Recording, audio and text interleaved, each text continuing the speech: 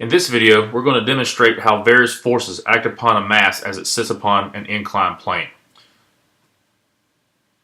Specifically, we're going to look at a block sitting on an inclined plane whose angle to the earth is theta.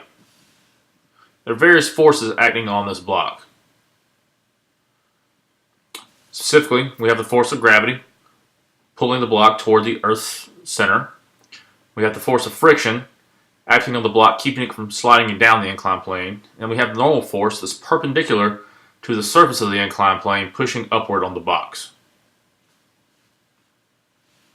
Our task today is to find the maximum angle that we can make the inclined plane so that the block will not slide. Now, in order to do this, we need a little bit more information. We need to know what the force of friction is going to be defined as. So, our force of friction is going to be defined as the coefficient of friction times the normal force.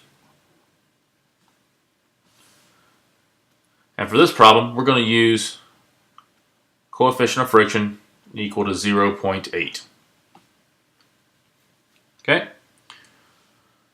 Now, just like any other vectors, we need to define a coordinate system so that we can actually calculate the summation of forces. It helps out in this problem if we actually tilt our coordinate system so that two of our forces lie along the axis. It makes the math a little bit easier. If you'll note, gravity is the same angle from our y-axis as the inclined plane is, based on geometric identities. Now, if we take these forces and redraw them, remember they're vectors, they can move around and translate, we're going to get something that looks like this. Now, as you can see, we have the normal force pushing upward, friction pushing to the left, and gravity is pushing down and to the right. Now, obviously, the normal force isn't going to push it off there, so the y component of our gravitational force is going to be equal to the normal force at all times, regardless of the scenario. However, the x component of our gravitational force could potentially overcome the friction force and cause the block to slide down. Whenever those two forces are equal, that is the maximum angle that we can achieve.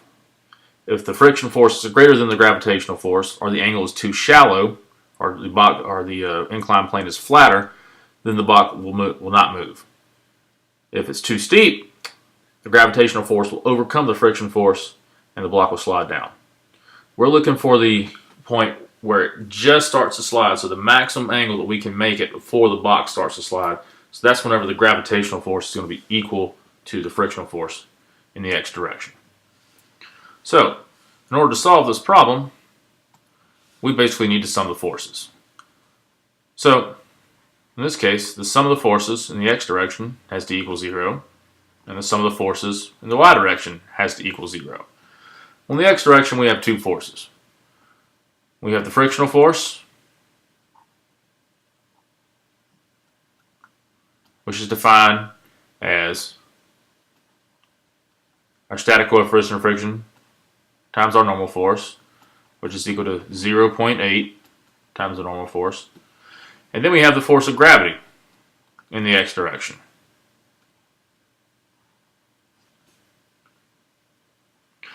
Our force of gravity in the x direction is simply going to be equal to the mass times the gravitational constant times the component of the force in the x direction.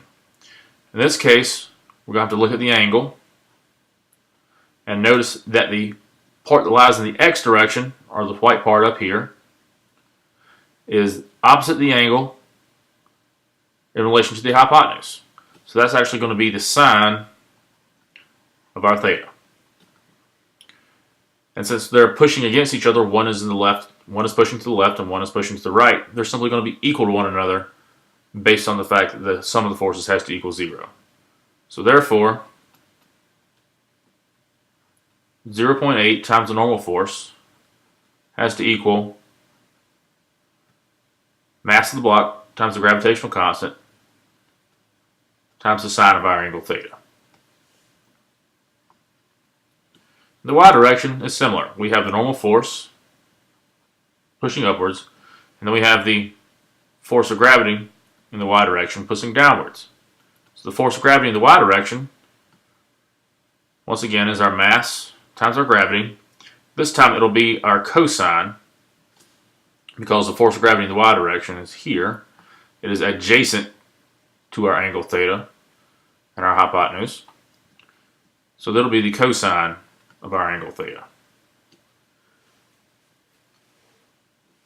And that, once again, has to equal the normal force, because the sum of the forces in the y direction have to equal 0. So, now, we have two simultaneous equations. We have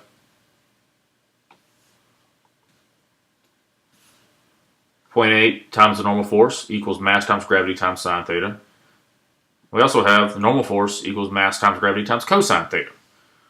Well, we have one of our variables isolated already, so we can solve this equation by using substitution. We're going to substitute in mass times gravity times cosine theta in for the normal force in our other equation, and that way we're able to isolate and potentially eliminate one of these variables. So let's go ahead and do that. Once we do that, we get 0.8 times mass times gravity times cosine theta equals mass times gravity times sine theta. Then we have 0.8 equals mg sine theta over mg cosine theta. Our mass and our gravities will cancel out, leaving 0.8 equals sine theta over cosine theta. Now, if you remember your trigonometric identities, you'll remember that sine over cosine is equal to tangent. So 0.8 is also equal to our tangent of theta. Therefore, theta is simply going to be equal to the inverse tangent of 0.8, which is going to be 36.7 degrees. And that is our maximum angle that our inclined plane can be at before the box starts to slide down.